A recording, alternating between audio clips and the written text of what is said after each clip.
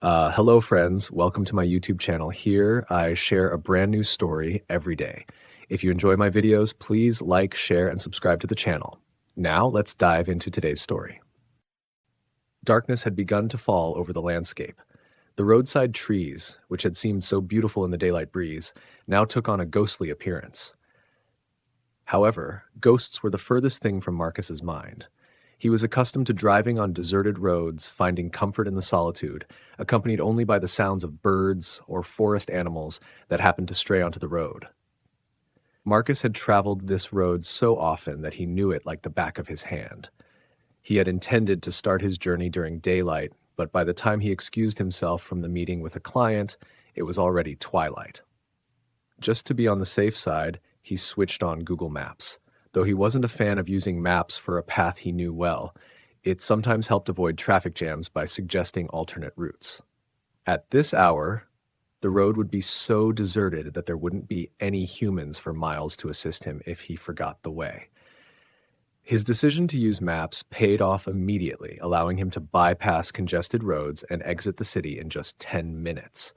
Normally, it would have taken half an hour to reach the highway. Once on the highway, Marcus kept the app running, but didn't need to check it since he knew the route well. He put on some music and settled in for the journey of a little less than 60 miles. He expected to be home in less than 2 hours, even after navigating the traffic in his hometown. The first sign of trouble appeared when he noticed that the distance to his hometown had increased from what it had been just a few minutes ago. He must have traveled at least 5 miles since he last looked at the maps. Deciding to ignore it, he assumed he had simply misread the distance earlier.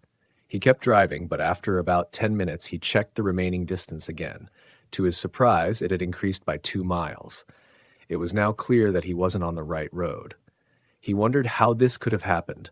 Perhaps he had relied too much on his own memory instead of Google Maps. Concerned, Marcus tried to spot familiar landmarks, but saw none. The entire road felt unfamiliar. The roadside eateries he was so used to seeing were nowhere in sight. The trees on both sides of the road looked different. He was frustrated with himself for getting lost on a road he had traveled so many times. Meanwhile, Google Maps continued giving him directions. He knew this wasn't the time to rely blindly on the software. The app wasn't as omniscient as it claimed to be. Maybe it hadn't mapped this part of the Earth correctly. He needed some human guidance. Although he had rarely felt scared in his life, fear was beginning to creep in. Just when he felt completely lost, Marcus saw a few people standing in the middle of the road. They seemed to have appeared out of nowhere, as the road had been deserted moments before. Still, he was thankful for their presence. He parked the car on the roadside and walked towards the group. The first thing he noticed about them was that they were all wearing the same kind of strange clothing. In the dim light, it appeared quite eerie. Since he had never encountered anything supernatural in his life, he didn't believe in ghosts. It was better to talk to someone than to stay lost. He checked his mobile. The distance to his home hadn't decreased much in the last 10 minutes of driving. As he approached the group, he realized they had yet to notice him. He tried to get their attention by walking closer. When they finally noticed him, they all looked at him with questioning eyes. Marcus explained his predicament and asked for directions to his hometown. For a moment, no one spoke.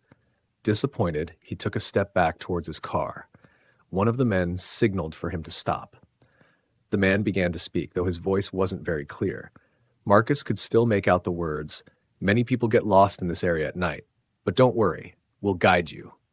He continued, "All of us had shops here before they were demolished by the government to widen the road.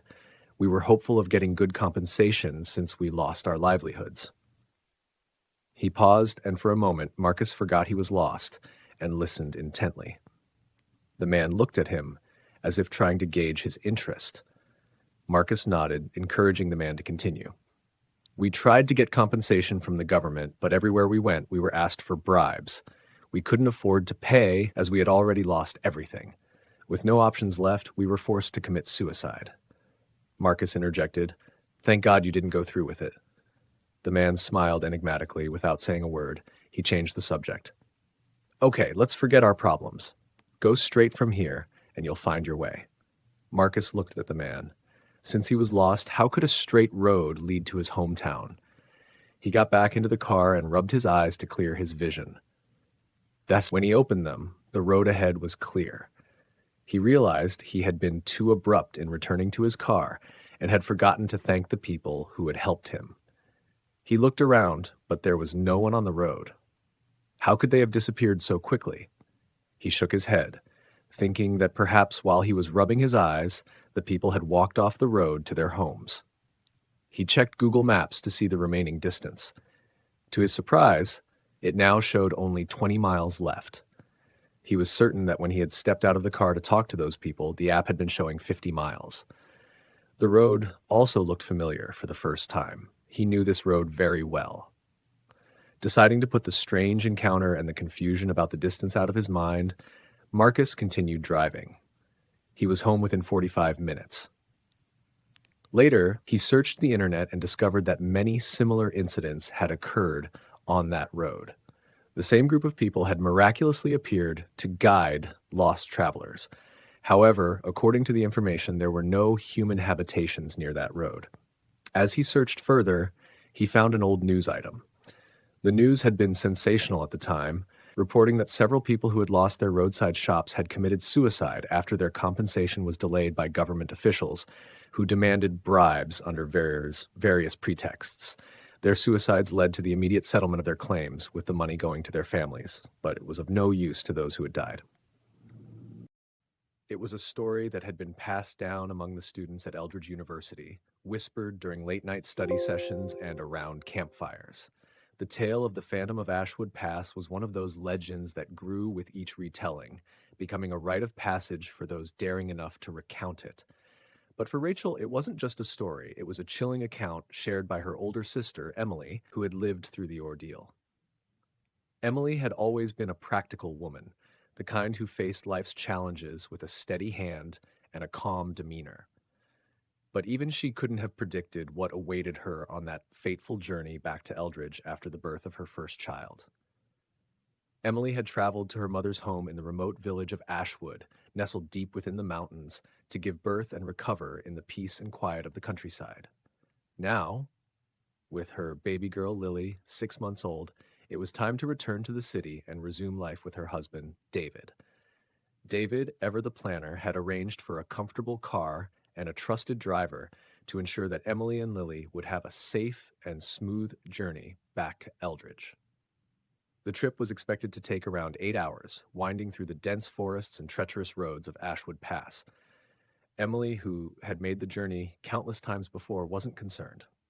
She looked forward to being home, to reuniting with David, and to starting their new life as a family of 3. They set out late one afternoon, the sky still bright with the remnants of the day.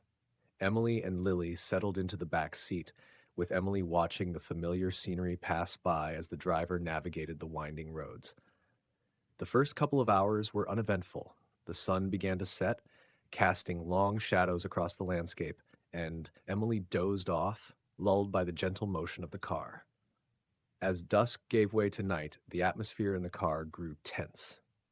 The driver, a local named Henry, who had been recommended by Emily's mother, seemed increasingly nervous.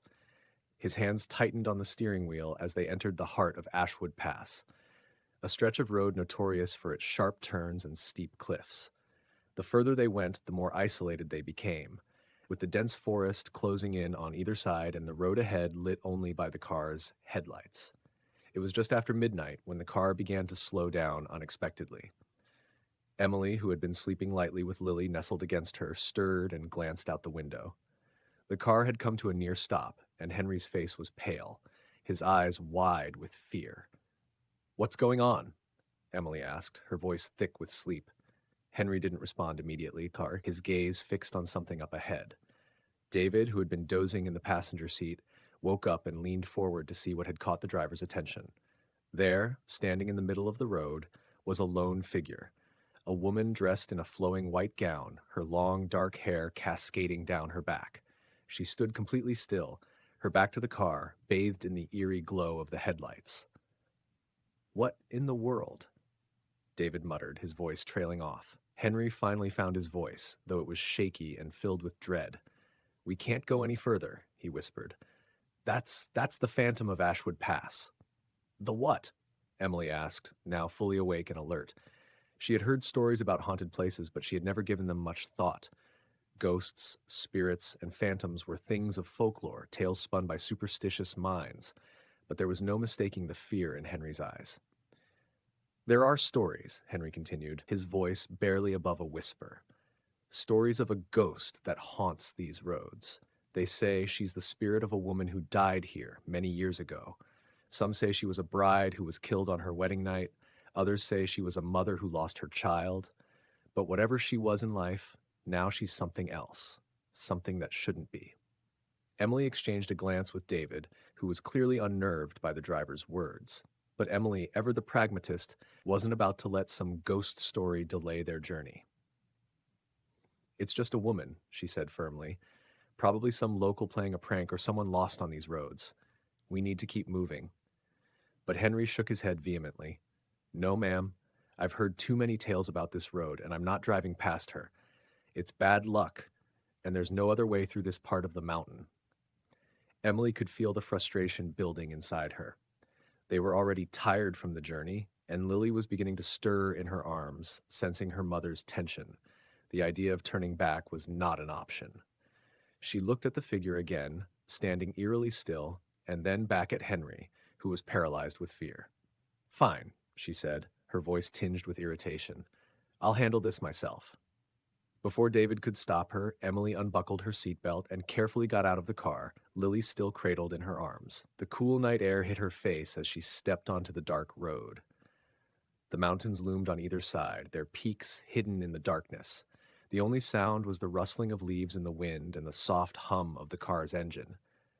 David called out to her, his voice laced with concern, but Emily didn't turn back. She walked purposefully towards the figure, her footsteps echoing in the stillness. As she drew closer, the woman began to turn, her movements slow and deliberate. Emily's heart raced, but she pushed the fear aside. She was determined to get them through this. When the woman finally faced her, Emily saw that her face was obscured by her long hair, her features hidden in the shadows. For a brief moment, Emily felt a cold chill run down her spine, a feeling she couldn't quite shake. But she wasn't about to let fear take hold. "Hey!" she called out, her voice strong and commanding. "What do you think you're doing, standing in the middle of the road like this? People have places to be." The woman didn't respond. She just stood there, her head slightly tilted, as if she were studying Emily. That was the last straw. Without a second thought, Emily reached out and delivered a sharp slap across the woman's face. The sound echoed through the pass, and for a moment, time seemed to stand still. The woman recoiled, a look of shock crossing her features. Emily, not missing a beat, continued, "Get lost. Go find somewhere else to play your games and stop bothering travelers." To Emily's astonishment, the woman didn't argue or fight back. Instead, she turned and began to walk away, her figure retreating into the shadows. She moved towards a narrow dirt path that wound its way up the mountain, disappearing into the darkness without a trace. Emily stood there for a moment, watching until the woman was completely out of sight. Then, with a sigh of relief, she turned and walked back to the car. David and Henry were staring at her in disbelief, their mouths agape. "Let's go," Emily said, sliding back into the seat. "We've wasted enough time." Henry, thoroughly embarrassed and clearly shaken by the encounter, started the car and resumed the journey.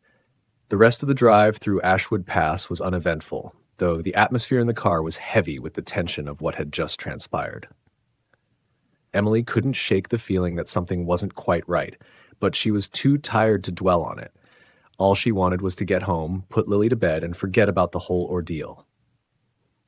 They arrived in Eldridge in the early hours of the morning. David, still reeling from the night's events, couldn't stop talking about it. "Can you believe that? A ghost, or whatever it was, just standing there in the middle of the road, and you just slapped her." Emily chuckled, though it was a nervous laugh. "I don't know what she was, but I wasn't about to let her scare us. We had to get home, and she was in the way." But as the days passed, Emily couldn't help but think back to that moment on the road. She found herself searching for answers, driven by a nagging curiosity. One evening, after putting Lily to bed, she sat down at her computer and began researching the legend of Ashwood Pass. What she found sent a shiver down her spine. The stories about the pass were numerous, dating back decades. The most common tale was of a young woman named Evelyn, who had lived in Ashwood over 50 years ago. She had been a bride-to-be, set to marry a man from Eldridge, but tragedy struck on the night before her wedding. Evelyn had been traveling through Ashwood Pass with her fiancé when their car skidded off the road and plunged down a ravine. Her fiancé survived the crash, but Evelyn didn't. Her body was never recovered, and her spirit was said to haunt the pass, searching for the life she had lost. Emily's hands trembled as she read through the old newspaper clippings and online forums filled with accounts from other travelers who had encountered the phantom. Some described seeing a woman in white standing by the road, just as Emily had. Others spoke of strange occurrences, cars breaking down, eerie noises, and unexplained sightings. But none of the stories ended like hers. Disturbed by what she had learned, Emily confided in Rachel, who was equally unsettled by the story. "Do you think it was really her? That woman? Do you think she was Evelyn?" Rachel asked, her voice hushed as if speaking the name might summon the ghost. Emily didn't know what to believe. Part of her wanted to dismiss the whole thing as a bizarre encounter with a prankster or someone mentally disturbed. But another part of her couldn't shake the feeling that there was something more to it, something beyond explanation. As time went on, Emily tried to move past the experience, focusing on her family and her work. But the story of the Phantom of Ashwood Pass stayed with her, a lingering presence in the back of her mind. And though she never told David or anyone else, she found herself avoiding the pass on future trips, opting for the longer, safer routes, just in case. The legend of Ashwood Pass continued to grow, with Emily's encounter becoming yet another chapter in its haunted history. Travelers still spoke of the ghostly figure in white, warning others to be careful on those dark, winding roads. But those who knew the truth, the ones who had heard Emily's story, couldn't help but wonder, was it just a woman playing a cruel trick, or had Emily come face to face with something far more sinister, something that still haunted the shadows of Ashwood Pass? Jacinto Borja Street in Tagbilaran City had always been a bustling artery, connecting the life and soul of the city with its quiet residential neighborhoods. Yet for all its daytime activity, Borja Street was a place most residents avoided after dark. The road had earned a sinister reputation, whispered about in hushed tones among the locals. It wasn't just the ghostly stories tied to the ancient school at the corner of CPG Avenue or the chilling atmosphere that seemed to cling to the vicinity like a fog. The real source of dread lay in the two massive trees that loomed over the road like silent sentinels. The first tree stood at the Galaris end of the street, its gnarled roots clawing into the earth as if anchoring some ancient curse. The second tree, equally imposing, guarded the entrance to the Holy Spirit School near the intersection with CPG Avenue. These trees were more than just towering landmarks. They were believed to be gateways to another world, a realm where restless spirits roamed and dark forces held sway. Generations of Tagbilaran residents had shared stories of eerie encounters along this stretch of road. Some spoke of ghostly apparitions seen lurking near the trees, their hollow eyes following late-night travelers with an unblinking stare. Others claimed to have heard disembodied whispers, faint but insistent, urging them to turn back, to avoid the trees at all costs. It was said that the trees were home to spirits who had met tragic ends, their souls bound to the very earth from which the trees had sprung. One particularly unsettling tale involved a young man named Noli, who had grown up hearing stories about the haunted trees but had never paid them much mind. One evening, after a long night of drinking with friends, Noli decided to take a shortcut through Borja Street. He was alone, his footsteps echoing eerily in the quiet night as he approached the first tree. As he passed beneath its wide branches, a sudden chill swept over him, causing the hair on the back of his neck to stand on end. Noli quickened his pace, but the feeling of being watched persisted. He could hear the rustling of leaves above him, though the night was still. Glancing back over his shoulder, he caught a glimpse of something pale and indistinct, moving among the branches. Fear surged through him, and he broke into a run, his heart pounding in his chest. He didn't stop until he reached the safety of his home, where he collapsed in a trembling heap. The next morning, Noli awoke with a fever. His mother, alarmed by his condition, called a local healer, who performed a ritual to cleanse him of any malevolent spirits that might have latched onto him during the night. As Noli recovered, he recounted his experience to his friends, who nodded knowingly. "You shouldn't have gone near the trees," they told him. "They don't like to be disturbed." In the years that followed, Noli avoided Borgia Street whenever possible, and the story of his encounter became another chapter in the growing legend of the haunted trees. But the question remained, were the trees truly cursed, or were they merely ancient witnesses to the countless tragedies that had unfolded along that dark road? The rain had been relentless that evening, a torrential downpour that turned the unpaved streets of Tagbilaran into rivers of mud. My aunt, who had been bedridden for weeks, was in desperate need of medical attention. My grandparents, fearing the worst, decided to take her to the community hospital in the town center, despite the storm. They wrapped her in a thick blanket to keep her warm, shielding her frail body from the cold. Two of her cousins hurried to the street, flagging down a tricycle to transport her to the hospital. The driver, a seasoned local who had navigated the city's streets in all conditions, quickly loaded her into the cab. With the cousins squeezed beside her, and her driver eager to complete the journey, they set off down Galara Street, turning left onto Jacinto Borja. The tricycle sped through the rain, its headlight slicing through the darkness, but as they neared the first massive tree at the Galara's end of Borja Street, disaster struck. A corner of my aunt's blanket had slipped out of the cab and was caught in the vehicle's wheel. In an instant, she was yanked from the sidecar, her body flung into the undergrowth behind the tree. The cousins screamed in horror, yelling at the driver to stop. They scrambled out of the tricycle, but the storm was in full fury, the rain falling in sheets, making visibility nearly impossible. The tree loomed over them, its thick branches swaying in the wind as if mocking their panic.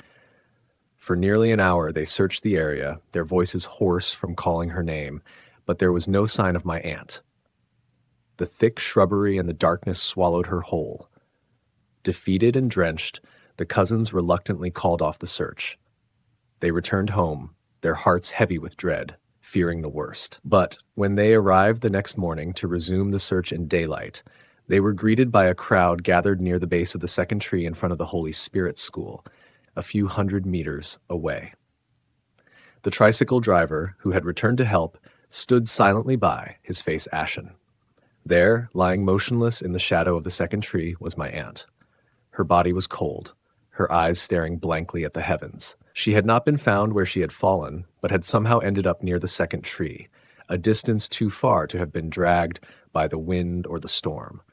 Whispers spread through the crowd, tales of the haunted trees, and the belief that her body had been moved by something or someone not of this world. For years, my family avoided discussing that night. The tragedy was too painful, the questions too unsettling, but the rumors persisted, growing with each retelling. The trees were said to be cursed, the spirits of the dead moving through them like shadows, pulling the living into their world. My aunt's death became another ghost story, a cautionary tale for those who dared to walk Borgia Street after dark. Yet, as I grew older, I began to question the supernatural explanations. What if my aunt had survived the fall? What if, dazed and injured, she had somehow crawled her way towards the hospital, only to collapse in front of the second tree, just short of help? The thought haunted me, a rational but no less terrifying possibility. Whether it was ghosts or the cruel hand of fate, one thing was certain. The shadow of Borgia Street, with its ancient trees and tragic history, would forever linger over my family. In the small, tight-knit community of Ravens Creek, legends and ghost stories are as common as the rolling hills and dense forests surrounding the town. Among these legends, the tale of the haunted bridge of Ravens Creek is perhaps the most infamous, a story that has been passed down through generations, growing more chilling with each retelling. The bridge, an old, creaky structure spanning the dark, sluggish waters of the Ravens Creek River, had been a local landmark for decades. Built in the early 1900s, it was a vital crossing point between two parts of the town. But as with many old bridges, it came with its own set of eerie stories. None, however, were as unsettling as the one that unfolded one fateful night. It was a crisp autumn evening when Tom, a high school senior, and his girlfriend Sarah decided to take Tom's old Jeep out for a drive.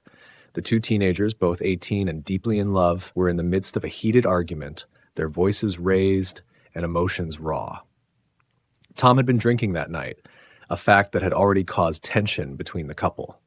Their argument had escalated, and in a fit of frustration, Tom sped down the winding road leading to the bridge.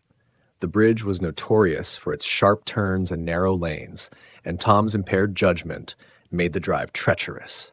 As they approached the bridge, Tom's reckless driving reached its peak. The Jeep skidded on the wet road, the tires screeching as he lost control. The vehicle careened off the edge of the bridge and plunged into the murky waters below. The impact was devastating. The Jeep sank quickly, the water rushing in through the open windows. Tom managed to scramble out of the driver's side and clamber up to the surface, gasping for air. But in his panic and disorientation, he did not even attempt to save Sarah, who was still trapped inside the sinking vehicle. The bridge was soon covered in a thick mist, and by the time the local authorities arrived, it was too late. Sarah's body was never recovered from the river, and Tom was left to deal with the guilt of his actions. It didn't take long for the story of the tragic accident to morph into something far more sinister. Within weeks, locals began reporting sightings of a ghostly apparition on the bridge. The stories varied, but the central theme remained the same: the ghost of Sarah, haunting the bridge where she had met her tragic end. Witnesses claimed that on dark, foggy nights, a spectral Jeep would appear out of nowhere, speeding towards them with its headlights glaring. Those who had the misfortune of encountering the ghostly vehicle described a chilling sensation of being chased by something unseen. Many reported the sensation of the Jeep closing in on them, the headlights growing brighter until they had to flee in terror to avoid a collision. The local newspaper picked up the story, and soon the haunted bridge of Ravens Creek became a topic of widespread interest. The accounts of terrified drivers and the ghostly Jeep became a regular feature in the local news. Police reports documented numerous calls from frightened drivers who had witnessed the ghostly apparition, describing it in varying degrees of detail, but always with the same sense of dread. As the reports of the ghostly Jeep continued, the town council decided to take action. Fearing for the safety of both the curious and the unsuspecting, they decided to close the bridge permanently. Large, ominous signs were erected at both ends of the bridge, reading, "Bridge closed," in bold black letters. Heavy-duty locks and chains were affixed to prevent anyone from attempting to cross. The bridge, now a ghostly relic of its former self, stood silent and abandoned. It became a point of fascination for those who heard the stories and wanted to see the bridge for themselves. The eerie atmosphere surrounding the area only added to the intrigue. The nearby house, located at the corner of the road leading to the bridge, became a focal point for those seeking to experience the supernatural. The house, a quaint but old-fashioned building, was owned by the Johnson family. They had been approached multiple times by curious individuals wanting to buy the property, but the Johnsons had always refused to sell. The house had become a symbol of the town's ghostly lore, with many visitors coming to witness the bridge and the spooky atmosphere firsthand. They would often run to the Johnson house for cover, calling the police from the safety of the porch.